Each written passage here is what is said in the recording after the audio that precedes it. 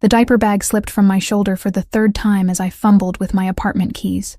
Luca whimpered against my chest, his tiny fist gripping my olive green blouse like it was the only solid thing in his world. Maybe it was. Inside, the air hung stale and cold. I'd forgotten to adjust the thermostat before leaving for work this morning. Another thing on the endless list of tasks I couldn't quite manage to complete. Single motherhood was a relentless tide, and I was drowning one unwashed dish at a time. I set Luca down in his playpen, watching him immediately reach for the plastic rings that hung from the padded edge. 7 months old now, almost 8. He'd started trying to pull himself up last week, determined little thing. His dark hair stuck up in wild tufts, and when he looked at me with those deep brown eyes, I saw him. Giovanni. Every single time. 15 months since the divorce. 15 months since I'd walked away from the marble floors and crystal chandeliers and the suffocating silence of a marriage that looked perfect from the outside, but felt like dying slowly from the inside. My phone buzzed. Jessica, probably. She'd been texting all afternoon, worried because I'd mentioned Luca seemed fussier than usual.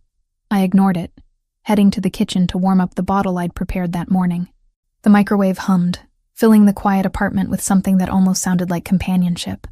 Boston had seemed like the right choice back then, far enough from New York that I wouldn't accidentally run into Giovanni at some restaurant or gala, close enough to civilization that I could still build a career. I'd found work at a mid-sized corporate law firm, nothing glamorous, but it paid the bills. Barely. The rent was due next week. I tried not to think about the number in my checking account, the way it seemed to shrink faster than I could replenish it. Daycare alone cost more than my first apartment out of law school. Luca started crying. That sharp wail that meant he was genuinely upset, not just fussy. I grabbed the bottle and returned to him, lifting his warm weight into my arms. He latched onto the bottle immediately, but his forehead felt hot against my chin. Too hot. I pressed my lips to his temple, the way my mother used to check my temperature when I was young, before the accident. Before I became an orphan at 24 and had to figure out how to be an adult without a safety net. Luca was burning up. "It's okay, baby," I murmured, carrying him to the bathroom. "Just a little fever. We'll get you some medicine." But even as I said it, dread coiled in my stomach. I'd given him infant acetaminophen 2 hours ago. It should have brought the fever down by now. The thermometer beeped. 103.2 degrees Fahrenheit. My hands shook as I pulled out my phone, Googling symptoms with one hand while cradling Luca with the other. Every result seemed worse than the last. Meningitis, sepsis, brain damage from prolonged high fever. I called the pediatrician's office. Voicemail. Of course. It was past 6 on a Friday evening. Jessica's name appeared on my screen again. I answered this time. "Lauren, I've been trying to reach you. Is everything okay? Luca has a fever. 103.2. I don't know what to do." My voice cracked, betraying the panic I'd been trying to suppress. "Take him to the ER. Now. Don't wait." She was right. I knew she was right. But the thought of the hospital bills, the co-pays I couldn't afford, the questions they might ask about his father, about why I was doing this alone, it all pressed down on me like a physical weight. "Lauren, are you listening? Take him now." "Yeah, okay, I'm going."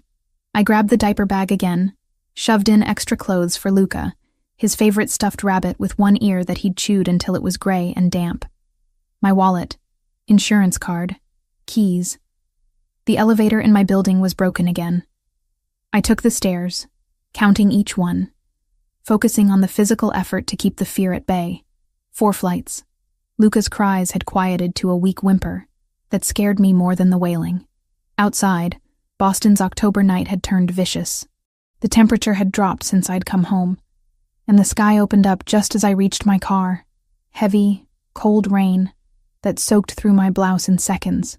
I strapped Luca into his car seat with trembling fingers, checking twice that it was secure. His eyes were half closed now, his little body limp. That wasn't right. He should be fighting, crying, doing something other than this terrible stillness. "Stay with me, Luca. Please stay with me." The hospital was 12 minutes away. I made it in 8, running 2 red lights and not caring about the consequences. Let them give me tickets. Let them arrest me. None of it mattered if Luca wasn't okay. The emergency room entrance glowed harsh and bright against the stormy darkness. I ran through the automatic doors, rain still streaming down my face, mixing with tears I hadn't realized I was crying. I need help. My son, he has a high fever, and he's not responding normally. The triage nurse took one look at Luca and called for immediate assistance. Suddenly we were surrounded by people in scrubs, asking questions I could barely process. Age, weight, medical history, allergies.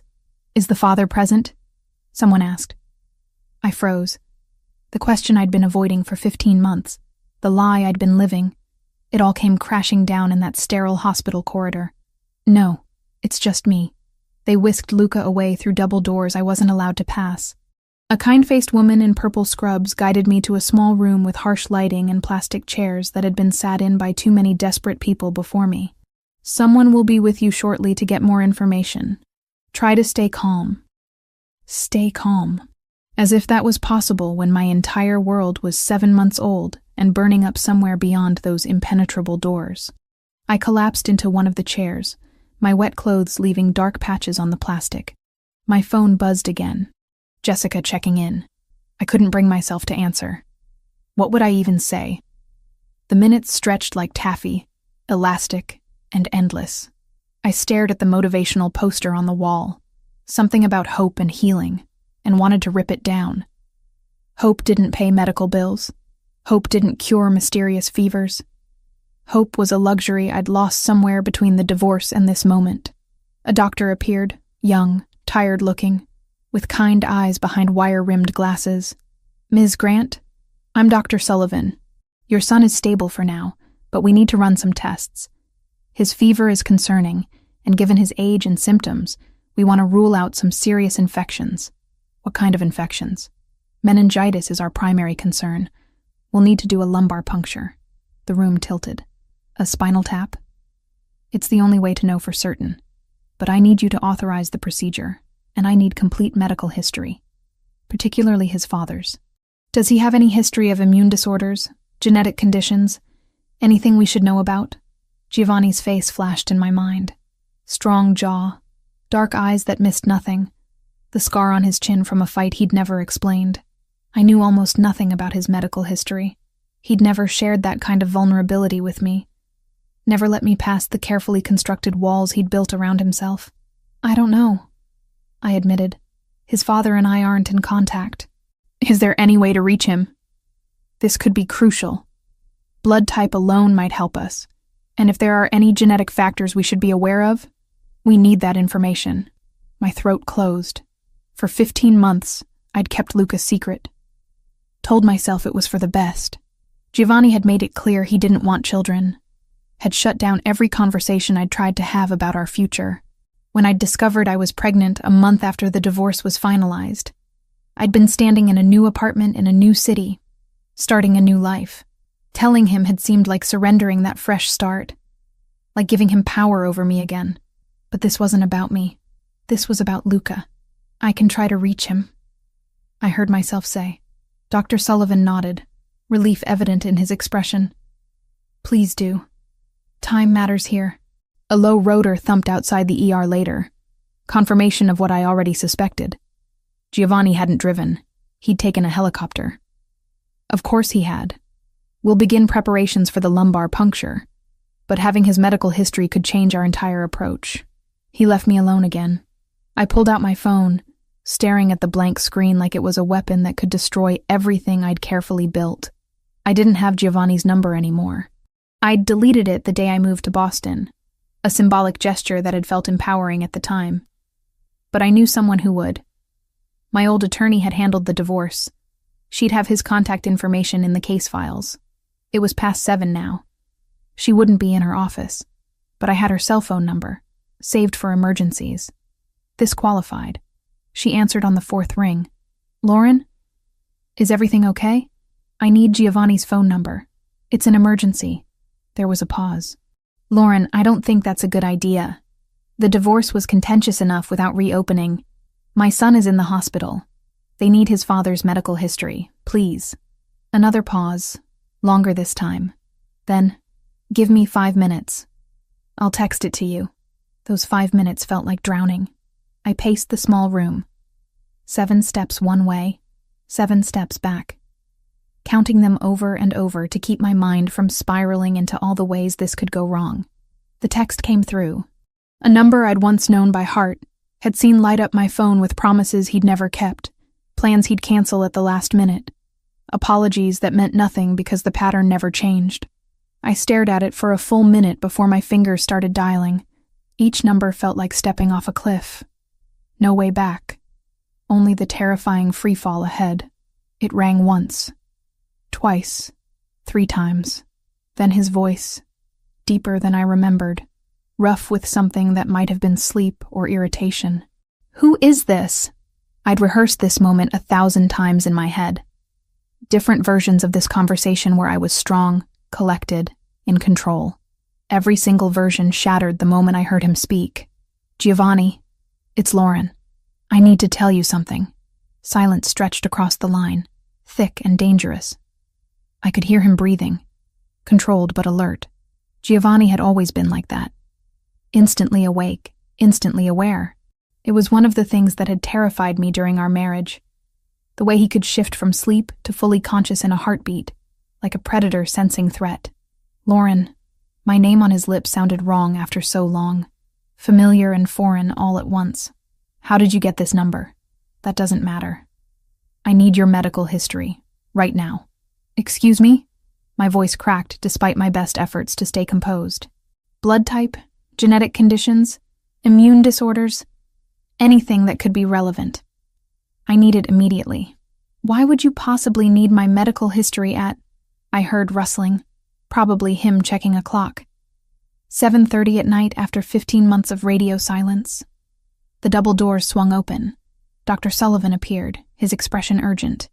He pointed to his watch, mouthed the word, time. Because our son is in the hospital with a 103-degree fever, and they think it might be meningitis, and they need to know if there are any genetic factors before they do a spinal tap. The words tumbled out in one desperate breath. The silence that followed was different. Absolute. Like the moment between lightning and thunder, when the entire world holds still. What did you just say? We have a son. His name is Luca. He's 7 months old. And he's sick. I need your medical information now or they can't treat him properly. 7 months. His voice had gone flat, emotionless in a way that scared me more than anger would have. You've had a child for 7 months and you never told me. Giovanni, I know you're angry, but right now I need... Where are you?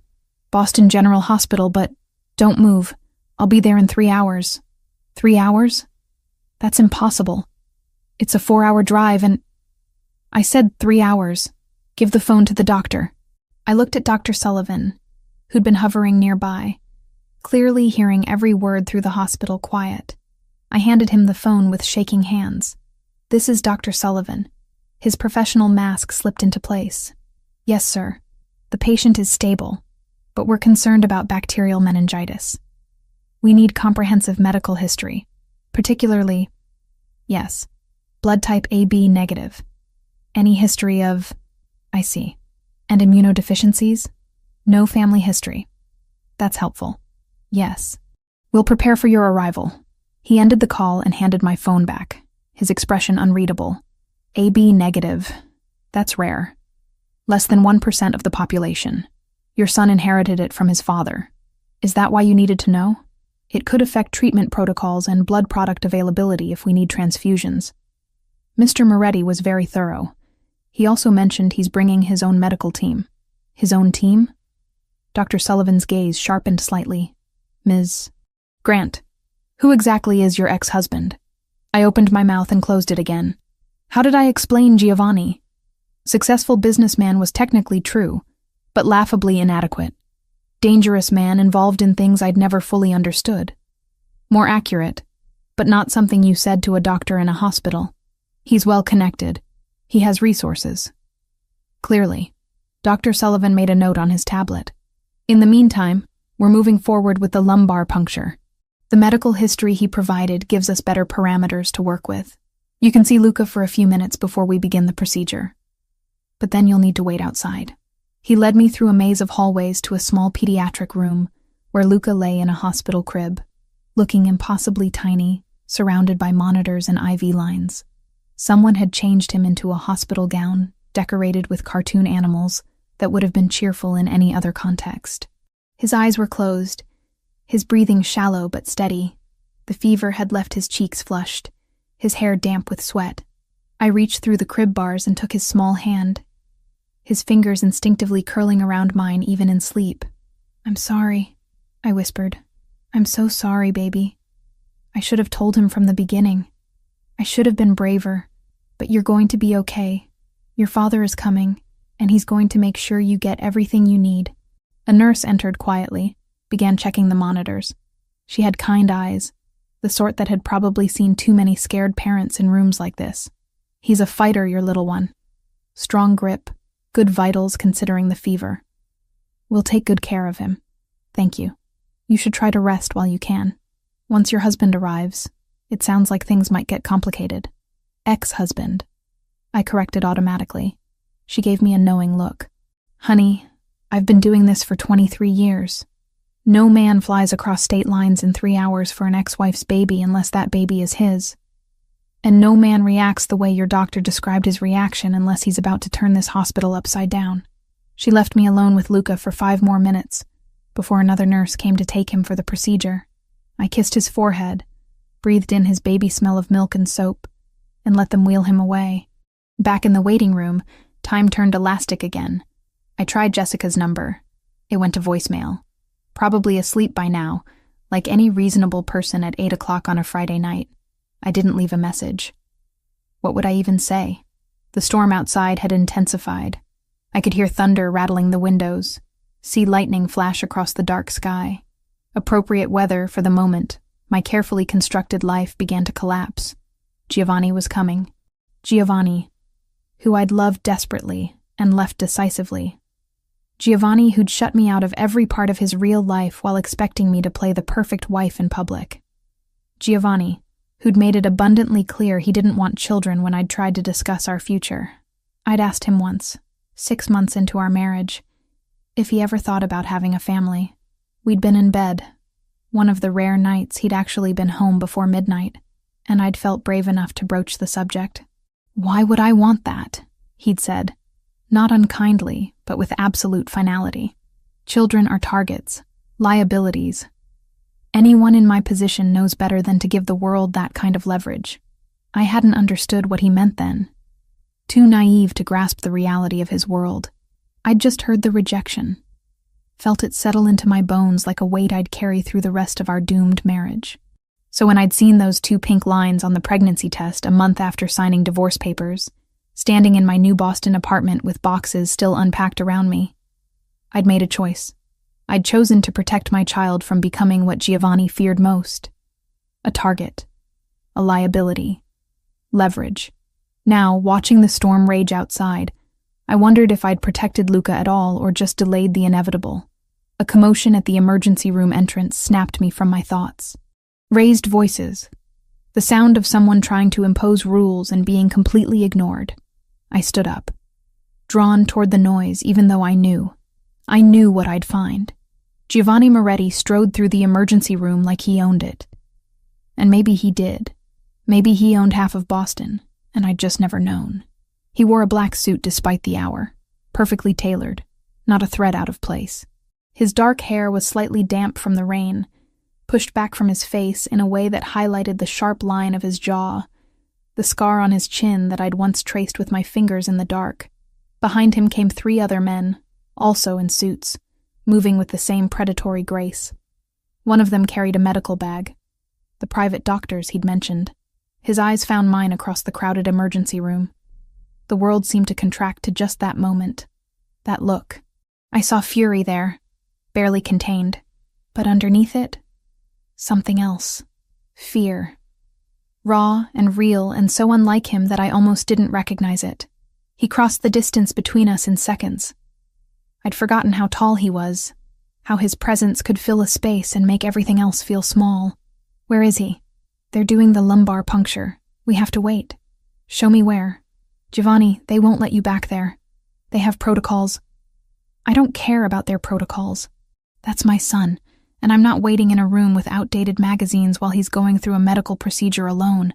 He's not alone. He has nurses and doctors, and he doesn't have his parents. Giovanni's voice dropped to something dangerous. 15 months, Lauren. You kept my son from me for 15 months. You said you didn't want children. I said children were dangerous in my world. I never said I didn't want them. I said I couldn't afford to have them because people would use them to get to me. He stepped closer, and I could smell his cologne, cedar, and something darker. And you proved me right by running away the second you found out you were pregnant. That's not fair. You never let me in. You never told me anything real about your life. How was I supposed to— Ms. Grant! Dr. Sullivan appeared, looking between Giovanni and me with obvious concern. Mr. Moretti, I presume. Giovanni's mask snapped back into place, fury replaced by cold control. Where is my son? The procedure is complete. We're running cultures now, but I can take you to see him. Both of you. We followed Dr. Sullivan through the hospital in tense silence, Giovanni's presence beside me like a storm barely contained. When we reached Luca's room, Giovanni stopped in the doorway, his entire body going still. I saw what he saw. Our son, small and vulnerable, hooked up to machines, fighting an invisible enemy. Luca had Giovanni's dark hair, his nose, the shape of his mouth. Looking at them in the same room left no doubt about paternity. Giovanni moved forward slowly, like approaching something precious and breakable. He stood beside the crib, one hand gripping the rail so tight his knuckles went white. Hello, Luca, he said softly, and his voice cracked on our son's name. I'm your father, and I'm never leaving you again. 3 weeks passed before I could bring Luca home from the hospital. 3 weeks of antibiotics and monitoring and tests that confirmed bacterial meningitis, caught early thanks to Giovanni's rapid arrival and his team of private specialists who descended on Boston General like a well-organized invasion force. Luca recovered. Giovanni didn't leave. He'd taken a suite at the Four Seasons, 5 blocks from my apartment, and appeared every single morning at 7 o'clock sharp with coffee I hadn't asked for, and a determination I couldn't fight. He wanted custody. Not shared, not visitation. Full custody, with me as the visitor in our son's life. You kept him from me for 7 months, Giovanni said on day 4 of his Boston occupation. We were in my living room, Luca asleep between us in his portable crib, oblivious to the war being waged over his future. You made that choice. Now I'm making mine. You can't just take him. I have lawyers who disagree. He pulled out a folder, laid it on my coffee table like evidence in a trial. DNA test results, medical records showing you didn't list a father, financial statements proving I can provide better care, character witnesses who'll testify about my stability. Stability? You run a criminal organization. I run several legitimate businesses. Import-export, real estate development, construction firms, all perfectly legal. His voice stayed level, controlled, but I could see the anger simmering beneath. What I do in my private life has never been proven in any court of law. Because you pay people off or threaten them. Because I'm careful. He leaned forward, and I caught that scent again, cedar and danger. I'm also Luca's father. He deserves to know me, to grow up in my world, protected and provided for. Your world nearly killed him. You said it yourself. Children are targets in your life, and you proved me right by keeping him secret. How long did you think that would last, Lauren? How long before someone noticed him, traced him back to you, figured out who his father was? The question hit harder than I wanted to admit. I'd been so focused on keeping Luca away from Giovanni that I hadn't considered what happened if Giovanni's enemies found out about him first. I want to be part of his life, I said, hating how my voice wavered. He's my son. Then come to New York. What? Move back. Let me provide security, medical care, everything he needs. You can see him every day. Be his mother without the financial strain that's clearly destroying you. I looked around my apartment, seeing it through his eyes. The second-hand furniture, the stack of unpaid bills on the kitchen counter, the water stain on the ceiling from the leak I couldn't afford to fix properly. He wasn't wrong about the strain. Every month was a calculation of which bill to pay late, which necessity to sacrifice. I'm not taking your money, Then work for it. Giovanni sat back, and I saw the negotiation tactics I'd once watched him use in business dinners during our marriage. My companies need legal consultants. Corporate law, compliance, contracts, all legitimate work. I'll pay you what you're worth, which is considerably more than whatever firm is currently underpaying you. You want me to work for you? I want my son to have both parents in his life. I want you to stop struggling to survive. And yes, I want you close enough that I can make sure you're both safe. His jaw tightened. The world I live in doesn't care about divorce papers or good intentions.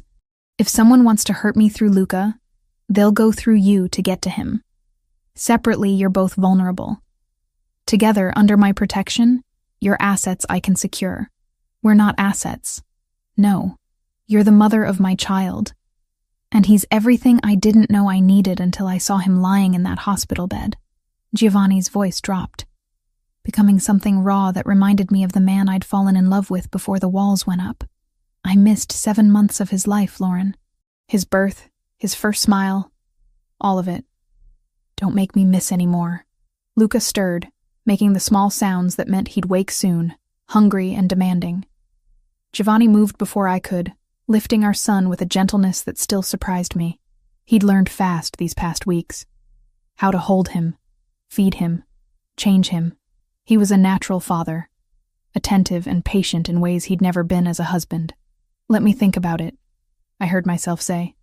You have 48 hours. Then I'm filing for emergency custody based on your inability to provide adequate care. That's not fair. Fair is a luxury neither of us can afford right now. He settled Luca against his shoulder, swaying slightly in that instinctive rhythm parents learn. I'm protecting our son. If you can't see that, you're not thinking clearly. He left with Luca still in his arms, taking him for a walk to let me rest. It was something he'd started doing, giving me breaks I desperately needed but resented accepting. Each kindness felt like another link in a chain binding me back to him. I called Jessica the moment the door closed. He wants me to move to New York. Absolutely not. Her response was immediate and fierce. Lauren, you left for a reason. Don't let one emergency erase 15 months of healing. What if he's right? What if Luca is safer with Giovanni protecting him? Safer from what? Giovanni is the danger. You know what he is, what he does. I know he loves Luca. Saying it out loud made it real, undeniable. I see it every time he looks at him. He's not faking that. Jessica sighed, the sound of someone who'd watched her best friend make this mistake before. Love doesn't cancel out danger. It just makes the danger harder to see. But I was already seeing beyond the danger to the possibilities. Luca with the best medical care, the best schools, never worrying about rent or food, or whether I could afford new clothes when he outgrew the old ones. And yes, there was another thought I wouldn't admit to Jessica. Giovanni and I, together again, but different this time. Partners instead of strangers wearing wedding rings. I spent 2 days researching. Not just Giovanni's legitimate businesses, but everything else. The Cartel de Sinaloa he'd mentioned casually one afternoon, describing a territorial dispute that had been simmering for 2 years. The Russian organizations he'd negotiated truces with, the network of families and alliances that made up his world. That's when I found the FBI field office number, listed publicly for tips and information. I dialed it from a burner phone I'd bought with cash, keeping my voice steady as I reported unusual activity I'd witnessed near the Boston docks. Men speaking Spanish, watching shipping containers. I gave dates and times, descriptions generic enough to be useful without revealing how I knew. 3 days later, Special Agent Thomas Reed called my actual cell phone. Ms. Grant, this is Agent Reed with the FBI. I understand you've been providing information about suspected cartel activity in the Boston area. My blood went cold. I don't know what you're talking about. The prepaid you used pinged a tower near your block. We also ran a voice print on the tip line call. It matched a public recording of you from a bar admissions panel. You're not in trouble. We met in a coffee shop in Cambridge, far enough from my neighborhood that I felt relatively safe. Reed was younger than I expected, maybe 40, with the kind of forgettable face that probably helped in his line of work. You're in a relationship with Giovanni Moretti, he said without preamble. Ex-husband. And it's complicated. Complicated because of your son. I didn't confirm or deny. Reed pulled out a folder, flipped it open to surveillance photos of Giovanni entering my building, carrying Luca, looking every inch the devoted father. We've been building a case against the Cartel de Sinaloa for 3 years. They're expanding into New England, pushing out established operations. Moretti is one of their primary obstacles. If we can get intel on their movements through your observations, we can apply pressure from both sides. You want me to spy on my son's father. I want you to help us prevent a war that could turn Boston's streets into a battlefield. Reed leaned forward. The cartel doesn't care about collateral damage. If they decide Moretti needs to go, they'll take out everyone around him, including you and your child. Why should I trust the FBI more than Giovanni? Because we're bound by laws, rules, oversight. Moretti answers to no one. Reed closed the folder. Think about it. If you decide to help, call this number. If not, watch your back. Because whether you choose to see it or not, you're already in the middle of this. He left me sitting there with a business card burning a hole in my pocket, and choices that felt more like traps closing from every side. Giovanni showed up that evening as usual, but this time he had papers. Lease agreement for an apartment in Manhattan. Upper East Side near Central Park. 3 bedrooms, security, parking.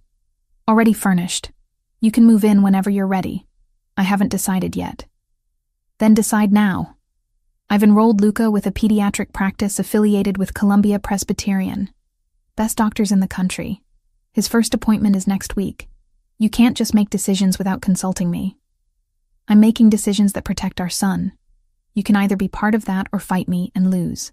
Giovanni set the papers on my table, then placed another envelope beside them. Contract for legal consultation services. Salary, benefits, everything we discussed. All you have to do is sign. I looked at him. Really looked. At 35, Giovanni Moretti was a man who'd built an empire through calculated risk and ruthless execution. But right now, holding our son while offering me a way forward, he looked almost vulnerable, almost like the man I'd married before everything went wrong. I need guarantees. Name them. I maintain custody, joint legal custody, with equal say in all major decisions about Luca's life. Agreed. The work I do stays legal.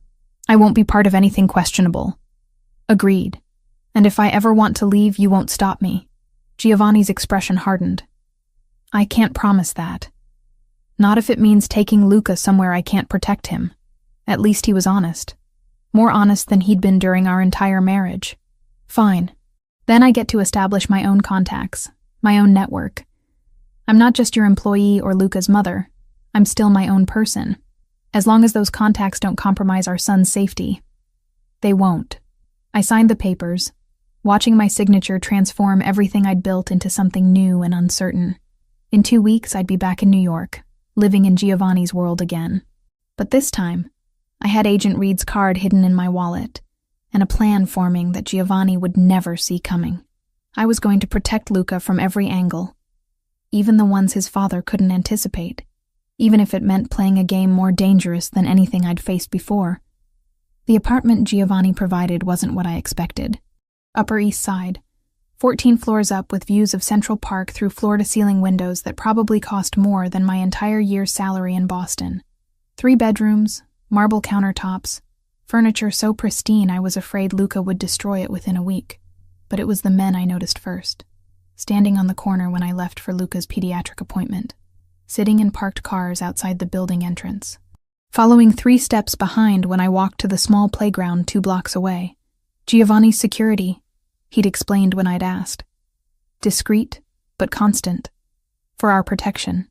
Except after a month of living in New York, I'd learned to recognize Giovanni's men. They wore dark suits, but moved with a particular efficiency, communicated through earpieces, positioned themselves at strategic points. Professional, controlled. These other men were different. Rougher. They watched instead of protected. Studied instead of guarded. I mentioned it to Giovanni during one of his daily visits. He'd taken to arriving around 6 each evening, spending 2 hours with Luca, before disappearing back into whatever business occupied his nights. Tonight he was on the floor of the living room, helping Luca practice pulling himself up on the coffee table. Our son was 9 months now, determined to walk. frustrated by legs that wouldn't quite cooperate yet. There were men at the park today. Not yours. Giovanni's hand stilled on Luca's waist, though his expression remained neutral. Describe them. Hispanic, maybe. Leather jackets. One had a tattoo on his neck, some kind of symbol I didn't recognize. They stayed across the street, but they were watching us. How many? 3 that I saw. He lifted Luca, settled him on his hip, pulled out his phone with the other hand. Typed something quickly, one-handed, the way I'd seen him do 100 times during our marriage. Always working, always managing something I wasn't allowed to understand. Starting tomorrow, you don't go to that park anymore. There's a private garden on the roof of this building. Luca can play there. Giovanni, what's happening? He looked at me then, and I saw calculation behind his eyes, weighing how much to tell me, how much truth I could handle. The same look that had driven me away the first time. Remember I told you about the territorial dispute with the Cartel de Sinaloa? You said it was under control. An impasse. It was. Until I broke protocol by appearing publicly at that hospital in Boston. I should have sent representatives. Stayed hidden. Maintained the separation between my public life and private operations. His jaw tightened. But my son was dying and I didn't think. I just acted. Luca grabbed Giovanni's nose, giggling at the game he'd invented of trying to pull his father's face apart. Giovanni managed a smile, but it didn't reach his eyes. The cartel maintained surveillance on me, just as I do on them. When I mobilized a medical team, chartered a helicopter, made myself visible in a way I haven't in years, they investigated. It didn't take them long to discover you. To discover Luca. Cold spread through my chest. They know about him. They know I have a son. That changes everything. He set Luca down gently in the playpen, then crossed to the window, staring out at the city below. Before, I was just another obstacle to their expansion. Now I'm a man with leverage they can exploit, a weakness they can target. So what do? We can't just stay trapped in this apartment. We don't. Tomorrow you both move to my primary residence in Westchester. 40 acres, complete security system, guards I've personally vetted. It's the safest location I have. You want me to live with you? I want my son protected. You're part of that equation whether you like it or not. Before I could respond, my phone buzzed. Jessica, calling for the 3rd time today. I'd been avoiding her, not sure how to explain why I'd moved back to New York, why I was living in luxury while claiming to be independent. I let it go to voicemail again. Your friend is persistent, Giovanni observed. She's worried. I told her I was taking a job opportunity in New York, but she knows something's wrong. Then tell her the truth, that the father of my child is being hunted by a Mexican cartel, and they might use my son as leverage. That'll definitely put her mind at ease. Giovanni turned from the window, and for a moment I saw past the control to something raw underneath. Fear, maybe, or fury so carefully contained it looked like ice. I never wanted this for him. For you. It's why I kept you away from my real life during our marriage. Why I shut you out instead of letting you in. Because the moment you became part of my world, truly part of it, you became a target. You're telling me this now? I'm telling you this because you deserve to know what you're walking into. Moving to Westchester isn't just changing apartments. It's accepting that your life is permanently entangled with mine. That Luca will grow up behind walls and security cameras. That normal isn't an option anymore. I looked at our son, happily chewing on a plastic ring, oblivious to the danger circling him like sharks sensing blood in water. I thought about Agent Reed's card hidden in my wallet, about the choice I'd already made to play both sides of this war. When do we leave? Tomorrow morning. I'll have everything arranged. That night, after Giovanni left, I called Jessica back. She answered on the first ring. Finally. I was about to drive to New York and hunt you down myself. I'm sorry. Things have been complicated. Complicated how? Lauren, you disappeared from Boston, moved to New York, and you're being weirdly vague about everything. What's going on? I wanted to tell her. Wanted to unload every terrifying detail onto my best friend and let her help me figure out what to do. But the words stuck in my throat, trapped by the knowledge that the more she knew, the more danger she'd be in. Giovanni and I are trying to co-parent. It's messy and strange, and I'm figuring it out as I go. Are you safe? The question hit harder than it should have. Was I safe? I was living in a gilded cage, surrounded by guards, preparing to move to a fortified estate because drug cartels wanted to hurt the father of my child. Safe seemed like a concept from another lifetime. I'm fine. Luca's fine. I promise. You're a terrible liar, Lauren Grant. Always have been. I know. But right now, this is all I can give you. She sighed. That particular sound of frustrated acceptance. Okay. But I'm here if you need me. Whatever's happening, whenever you're ready to talk, I'm here. After we hung up, I sat in the dark living room, watching the city lights blur through tears I hadn't realized were falling. Tomorrow I'd move into Giovanni's world completely. Tomorrow I'd become what I'd fled from 15 months ago. But tomorrow I'd also keep my son safe. And that was all that mattered. The next morning arrived too quickly. Giovanni's men loaded our belongings into black SUVs with tinted windows, while I dressed Luca in warm clothes for the November chill. He babbled happily, treating the commotion like an adventure. The drive to Westchester took 45 minutes through morning traffic.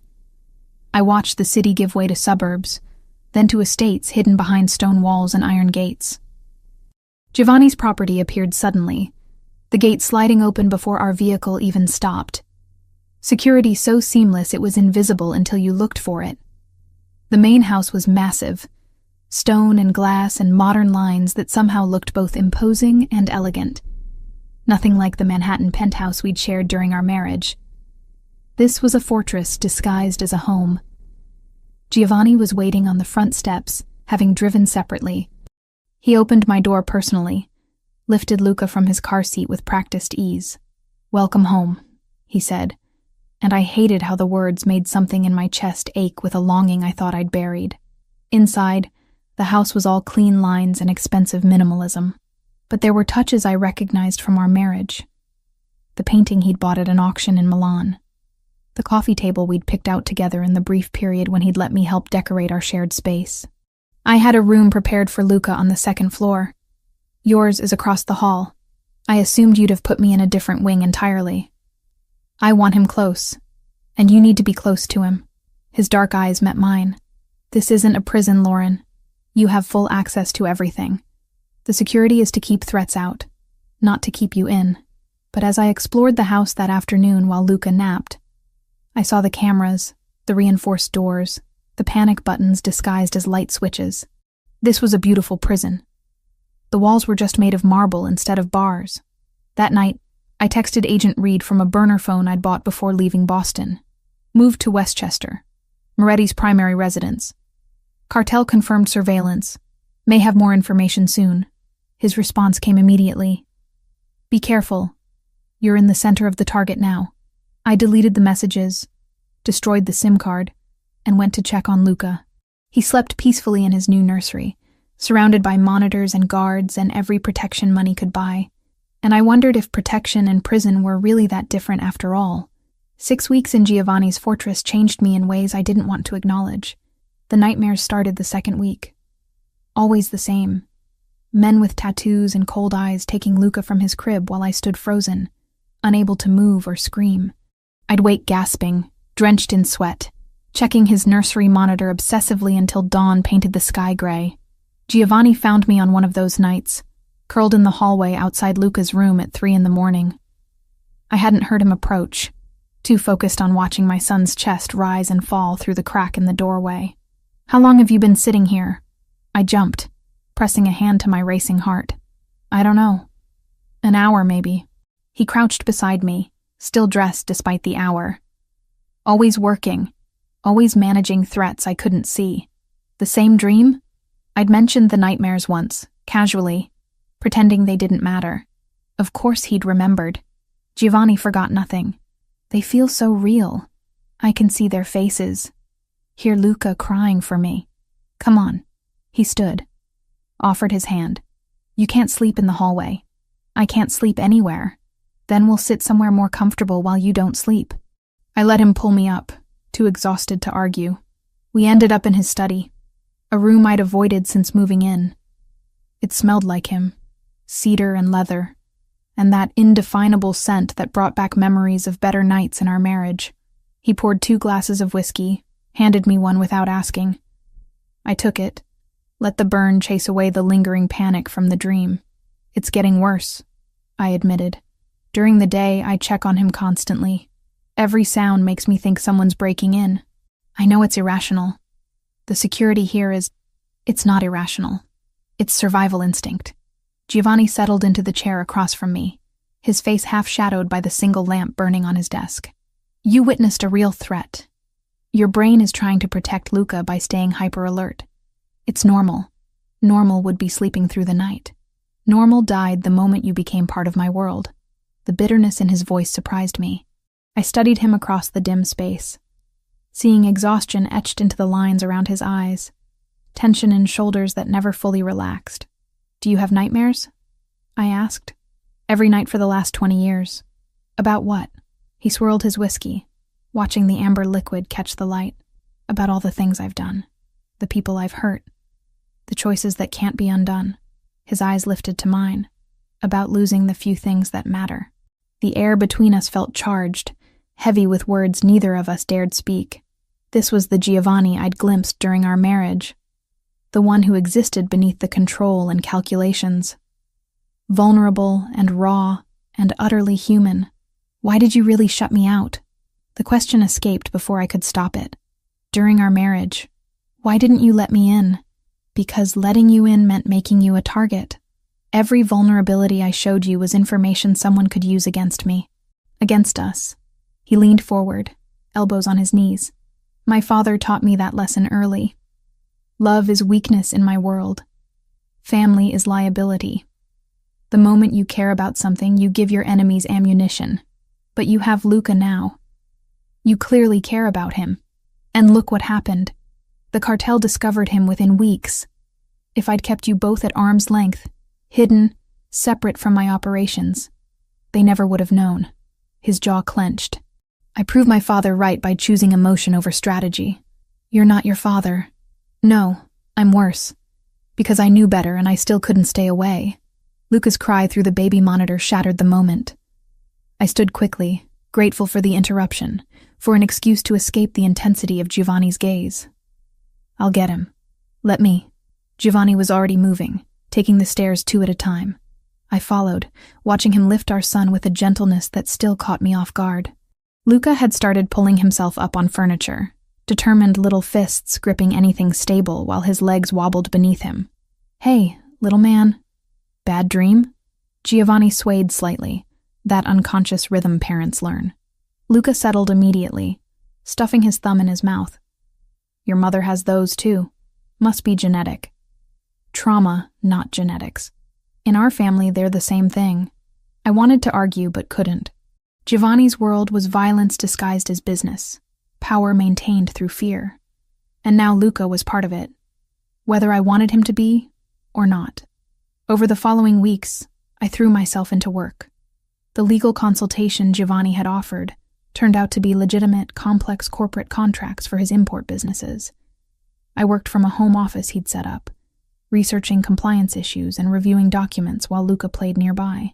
But I also continued feeding information to Agent Reed, conversations I overheard, patterns I noticed in Giovanni's schedule, mentions of territories and shipments. Nothing concrete.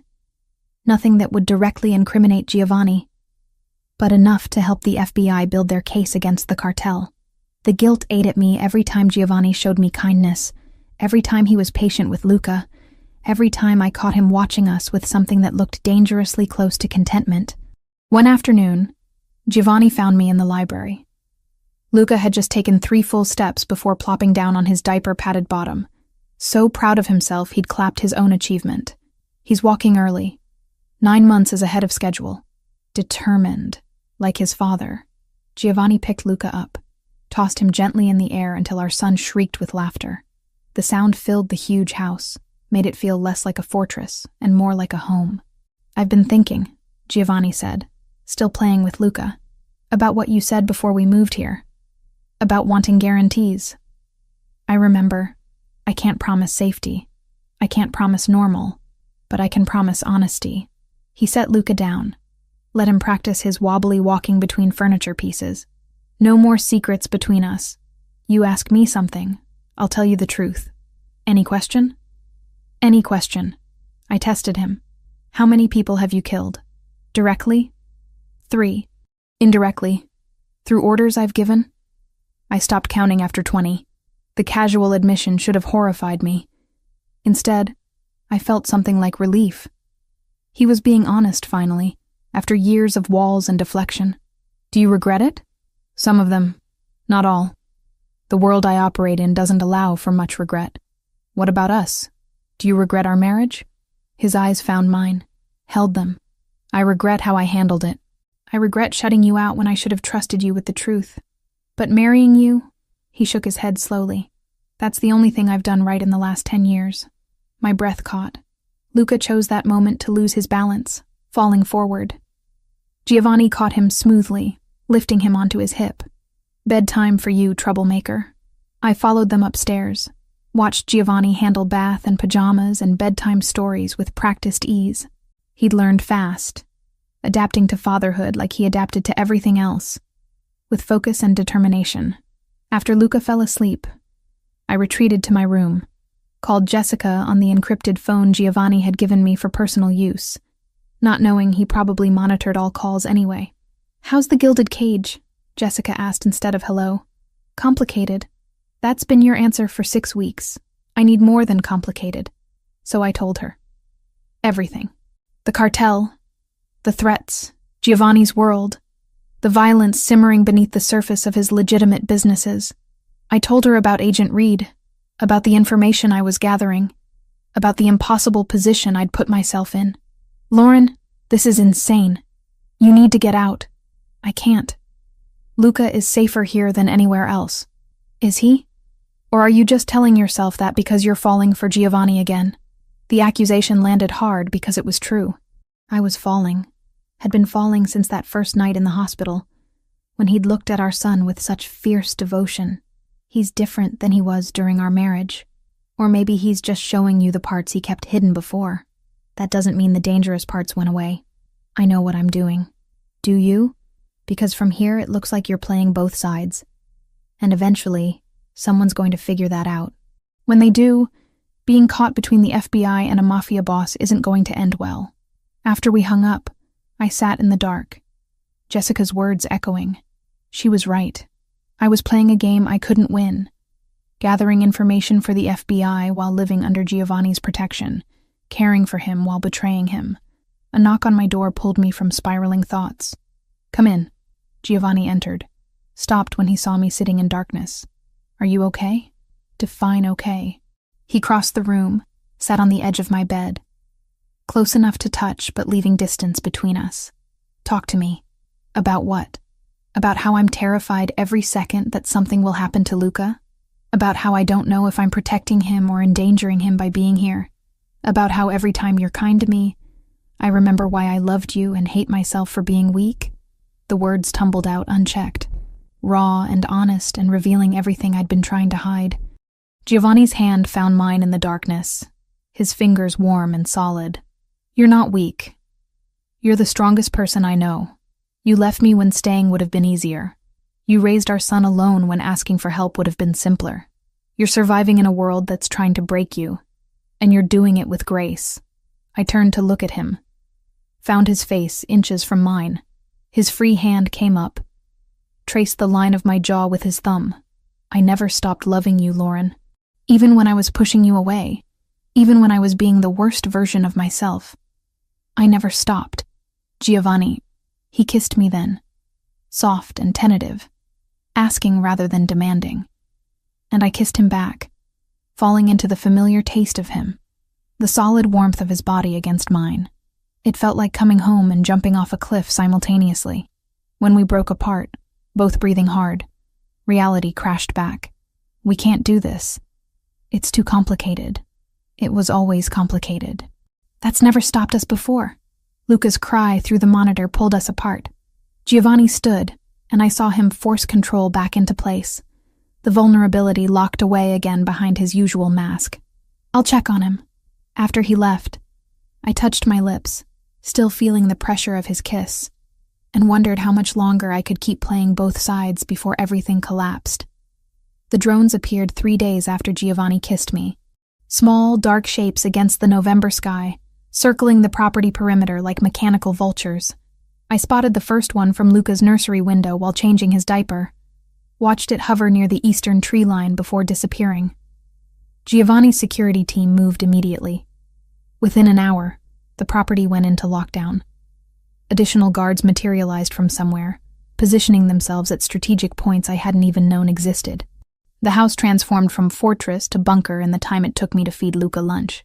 "They're testing our response times," Giovanni explained that evening. We stood in his security office, a room I'd only glimpsed before, watching feeds from 47 cameras positioned throughout the estate, mapping weak points, calculating how many men we have, where they're stationed. The cartel? Who else? He zoomed in on footage from the north gate, enhanced the image until I could see tire tracks in the mud. They've been quiet for weeks. I should have known that meant they were planning something. Luca sat in a portable playpen we'd brought down, stacking blocks with intense concentration. Almost 10 months old now, he'd mastered walking and was working on running, much to everyone's anxiety. He had no concept of the danger surrounding him, no understanding that men with guns watched his every outdoor appearance through scopes and surveillance equipment. What happens now? Now I meet with them, face to face, neutral territory. Try to negotiate before this escalates into open war. Giovanni's jaw clenched. The muscle jumping in a way I'd learned meant he was calculating odds, running scenarios. The meeting is set for next week. That's insane. You just said they're mapping the property? This could be a trap. It's definitely a trap. The question is whether I can turn it to my advantage. Over the next week, I watched Giovanni prepare with the same meticulous attention he'd once applied to legitimate business deals. He met with his most trusted people, men whose names I was learning, whose faces had become familiar. They spoke in Italian sometimes. Rapid exchanges I couldn't follow but understood were about strategy and contingencies, and who to trust if everything went wrong. I threw myself into helping the only way I could. Giovanni's import businesses were legitimate fronts, but they still required legal compliance. Contracts that would hold up under federal scrutiny. I reviewed every document, flagged potential vulnerabilities, suggested language that would protect his interests without crossing into obviously illegal territory. "You're good at this," Giovanni said one night. We were in his study, surrounded by papers, Luca asleep in his portable crib near the fireplace. Better than the lawyers I've been paying premium rates for years. Because I actually care about keeping you out of prison. "Do you?" He looked up from the contract he'd been reading, his dark eyes catching the lamplight. "Care about keeping me out of prison?" The question felt loaded with more than he was asking. I met his gaze, refused to look away even though my heart hammered against my ribs. I care about Luca having his father. The rest is complicated. Everything with us has always been complicated. He wasn't wrong. Since that kiss, we'd been dancing around each other, carefully maintaining distance while the air between us stayed charged with tension. I'd catch him watching me when he thought I wasn't looking. He'd find excuses to brush past me in hallways, his hand landing on my lower back in that possessive way that made my breath catch. But we hadn't crossed that line again. Not with so much uncertainty. Not with the cartel circling and Agent Reed waiting for information I still hadn't figured out how to provide without destroying everything. Speaking of which, Reed had been persistent. 3 encrypted messages in the past week alone, each more urgent than the last. The FBI knew about the upcoming meeting. They wanted details, location, timing, anything that would let them set up their own surveillance. I'd been stalling, claiming I didn't have access to that information. It was partly true. Giovanni kept the specifics close, sharing only what I needed to know. But I could have asked. Could have used the trust he was rebuilding with me to extract what Reed wanted. I just couldn't bring myself to do it. "I've been thinking," Giovanni said, pulling me from my spiral of guilt, "about what happens if the meeting goes badly. Don't. Lauren, we have to be realistic. These men want me dead or weakened. They want access to my territory, my operations. The only thing stopping them from making a move is uncertainty about how my organization would respond to my death.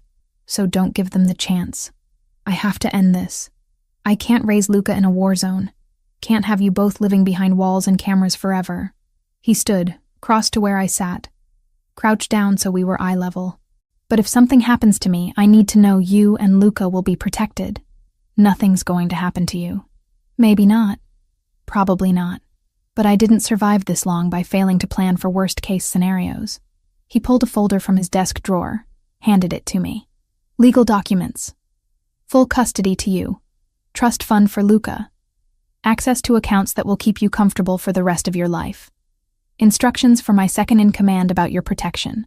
My hands shook as I opened the folder, saw my name on page after page of legal text. He'd thought of everything, anticipated every possibility except the one where I couldn't imagine him gone. Giovanni, you don't have to do this now. Yes, I do. Tomorrow I meet with the cartel's leadership. Tomorrow I walk into a situation where I'm outnumbered and relying on honor among thieves to keep me breathing. Tonight, I make sure my son is protected no matter what.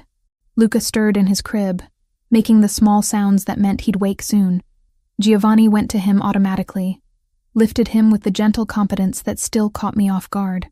Our son blinked sleepily, then smiled at his father with such pure joy it cracked something open in my chest. Hey, troublemaker, did we wake you? Giovanni swayed slightly, that unconscious rhythm. Your mama and I are just talking about boring grown-up stuff. Nothing for you to worry about. But I was worried. Terrified, actually. The thought of Luca growing up without his father, of Giovanni walking into danger tomorrow and not walking back out, made it hard to breathe. Stay, I heard myself say.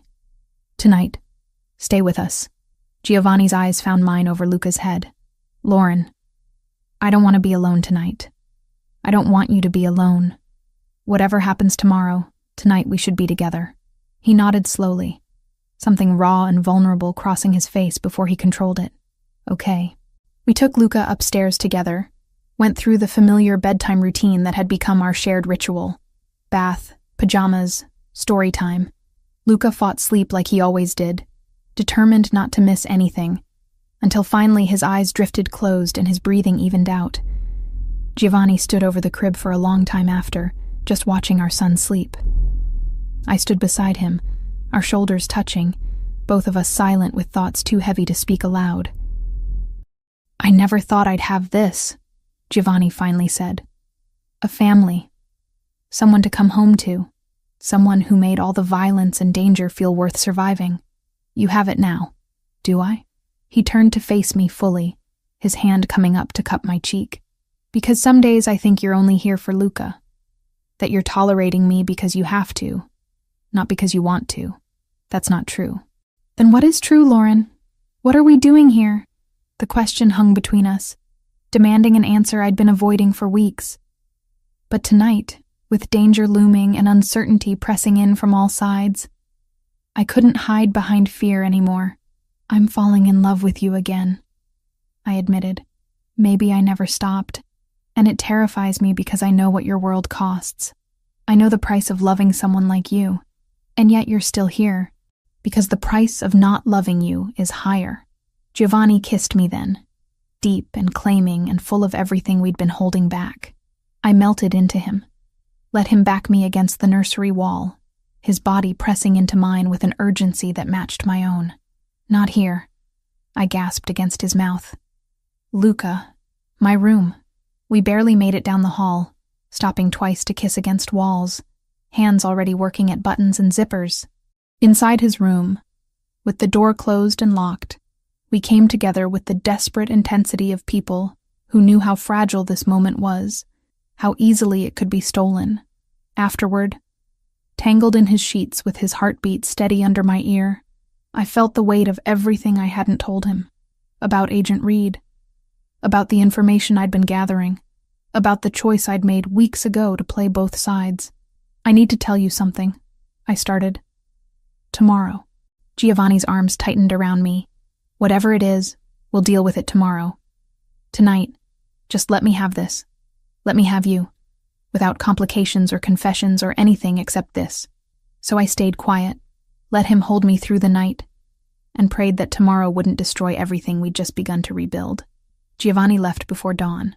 I woke to an empty bed, his side still warm, and found a note on the nightstand written in his precise handwriting. Taking care of business. Be home for dinner. I promise. The promise felt fragile, like glass I was terrified to touch. I spent the morning trying to maintain normalcy for Luca's sake. Breakfast, playtime, morning nap. But my hands shook when I lifted him. My attention fractured between his babbling and the clock ticking toward whatever was happening in that warehouse across the river. Giovanni had told me the location last night, whispering it against my hair in the dark. An abandoned industrial complex in Newark. Neutral ground where neither side held advantage. Or so they claimed. He'd kissed me one more time before leaving, lingering at the doorway like he was memorizing my face. By noon, I couldn't take the waiting anymore. I pulled out the encrypted phone, texted Agent Reed with trembling fingers. Meeting happening now. Newark Industrial District, warehouse complex off Route 1. Cartel and Moretti. This is it. His response came immediately. FBI already positioned. We've had surveillance on that location for weeks. Stay put wasn't a suggestion. It was procedure, the kind that keeps civilians breathing. Whatever happens, stay where you are. Let us handle this. But I couldn't just sit there while Giovanni walked into an ambush. Because that's what this was. I could feel it in my bones. The cartel had been too quiet, too accommodating about meeting terms. They wanted him vulnerable, wanted him away from his fortress where they could strike. The call came at 1:15. Not Giovanni. One of his men, voice tight with controlled panic. Mrs. Moretti, there's been an incident. The boss is hurt. We're bringing him back now. You need to prepare. My vision tunneled. How bad? Gunshot wound, shoulder. He's conscious, stable, but he needs medical attention we can't provide in transit. We'll be there in 20 minutes.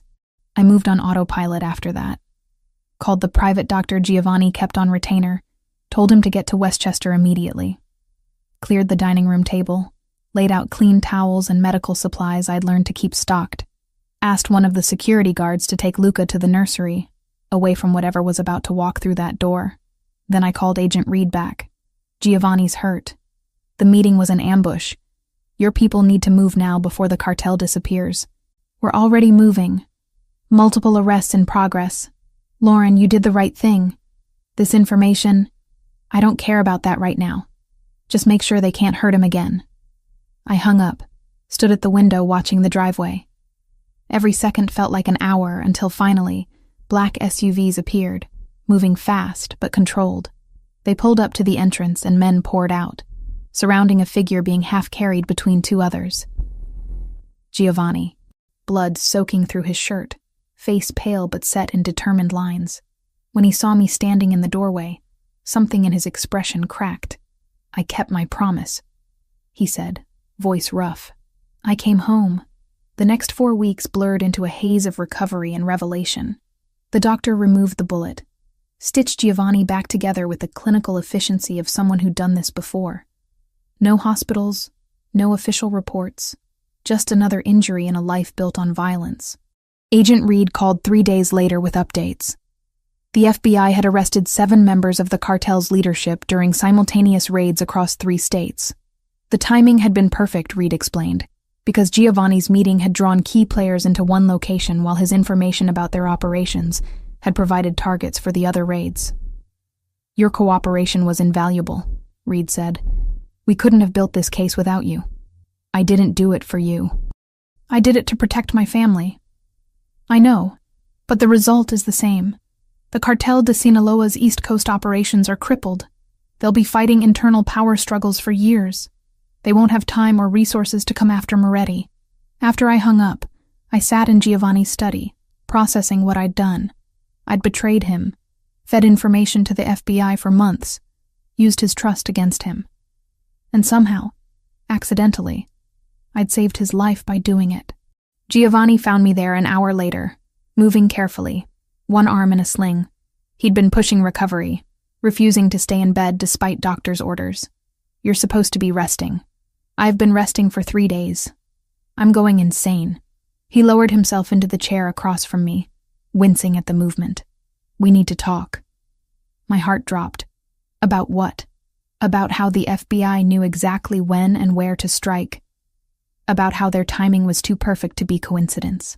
His dark eyes held mine, unreadable. About Agent Thomas Reed. The floor seemed to tilt. Giovanni, I've known for 2 weeks. One of my people spotted you with him in Cambridge. I had him investigated, discovered he's FBI Organized Crime Division. Figured out what you were doing pretty quickly after that. Horror washed through me. Why didn't you say anything? Because I needed to understand your reasoning first. Needed to see if you were trying to destroy me or protect Luca. He leaned forward slowly. You were gathering information on the cartel, not on me. Every piece of intelligence you passed to Reed was about their operations, their movements. You never gave him anything that would hurt my legitimate businesses. I was trying to help. The cartel was hunting us, and the FBI had resources you didn't. You thought you could protect our son by playing both sides. Giovanni's expression softened. You were right. The arrests Reed made yesterday removed every major player who wanted me dead. The organization is in chaos. It'll be years before they're a threat again, if ever. You're not angry? I'm furious. You lied to me, betrayed my trust, put yourself in danger by working with federal law enforcement. He paused. But I also understand why you did it. You saw an option I couldn't see because my pride wouldn't let me cooperate with the FBI. You made an impossible choice to keep Lucas safe. I stood up, unable to sit still any longer. I should have told you. Should have trusted you with the truth instead of sneaking around behind your back. Yes, you should have. Giovanni rose too, crossed to where I stood. But I should have let you in during our marriage. Should have trusted you with the truth about my world instead of shutting you out. We've both made mistakes. His good arm came around me, pulling me against his chest. I could feel his heartbeat, steady and strong, alive when he could have been dead. The doctor says you'll make a full recovery. I whispered against his shirt. I always do. I'm too stubborn to die. Don't joke about that. I'm not joking. I'm promising. He tilted my chin up, forced me to meet his eyes. I can't promise a life without danger. Can't promise the world I operate in will ever be completely safe. But I can promise I'll always fight to come home to you and Luca. That I'll use every resource, every advantage, every ruthless tactic I know to survive. Because losing you again isn't an option. I was an idiot to leave you the first time. You were brave. You had standards, boundaries I wasn't willing to respect. But we're different now. I'm different. You've seen the worst of what I am, and you're still here. I'm still here because I love you. Because watching you walk out that door knowing you might not come back was the most terrifying thing I've ever experienced. Because I'd rather live in danger with you than in safety without you. He kissed me then, deep and claiming and full of promise. When we broke apart, both breathing hard, I saw something in his expression I'd never seen during our marriage. Not just love or desire, but partnership. Respect. Trust earned through fire and blood and impossible choices. Reed wants me to testify if any of the cartel cases go to trial, I said eventually. Will you? Only if you're okay with it. Only if it won't put us in more danger. Giovanni considered, his strategic mind already calculating angles. Testify. Help them build airtight cases. The more cartel leadership we keep locked up, the safer Luca is. I'll provide additional security during any trial proceedings. You're really okay with me cooperating with the FBI? I'm okay with you doing whatever keeps our family safe, even if it means working with people I'd normally consider enemies. He smiled slightly. Besides, having contacts in federal law enforcement might prove useful in the future, as long as they understand the boundaries. Over the following weeks, Giovanni healed, and our life found new equilibrium. The cartel's leadership remained in federal custody, charged with racketeering, drug trafficking, and attempted murder. The organization splintered into factions fighting for control, too busy with internal wars to threaten us. Giovanni's legitimate businesses thrived without the constant pressure of territorial disputes. I continued my legal work, now officially consulting for both his companies, and occasionally for the FBI when cases overlapped with organized crime. We weren't normal. Would never be normal, but we were together, and we were safe, and that was more than I'd ever dared hope for. One evening, I found Giovanni in Luca's nursery, watching our son sleep. Almost 11 months old now, Luca was walking everywhere, getting into everything, fearless and determined like his father. What are you thinking about? I asked quietly, about how this almost didn't happen. How I almost lost both of you because I was too proud to let you in. Giovanni's hand found mine. About how lucky I am that you gave me a second chance. We gave each other a second chance. He pulled me close, and we stood there together watching our son dream. Two people who'd survived impossible odds to build something worth fighting for. 3 months after Giovanni's recovery, I stood in the legal department of Moretti Import-Export, reviewing compliance documents for a shipment from Milan. The office was mine, positioned on the 3rd floor of his Manhattan headquarters with views of the Hudson River. Real work. Legitimate work. Building something that wouldn't crumble under federal scrutiny. Mrs. Moretti, there's a call for you on line 3. I still hadn't gotten used to being called that again. We'd remarried 6 weeks ago. A small ceremony at the Westchester estate with Jessica as my only attendant, and 5 of Giovanni's most trusted people as witnesses. No elaborate gown, or hundreds of guests this time. Just vows spoken with complete honesty, promises we both intended to keep. Jessica had flown in from Boston, meeting Giovanni properly for the first time. I'd watched her study him over dinner, searching for the monster she'd imagined from my stories. What she found instead was a man who discussed Luca's developmental milestones with genuine enthusiasm, who asked about her life with real interest, who treated me like an equal partner rather than a possession. He's not what I expected, she'd told me later, helping me prepare for the ceremony. He's still dangerous, still part of a world I don't understand. But the way he looks at you, Lauren, that's real. I know. Are you sure about this? Really sure? I'd taken her hands, held them tight. I've never been more certain of anything. Now, I picked up the phone, already smiling because I knew who it was before the caller spoke. I'm stealing you for lunch, Giovanni said without preamble. Luca wants to show you something. He's 14 months old. What could he possibly need to show me? Come home and find out. Home. The word still felt new and precious, weighted with meaning it hadn't held during our first marriage. Home wasn't just the estate in Westchester anymore. It was wherever Giovanni and Luca were.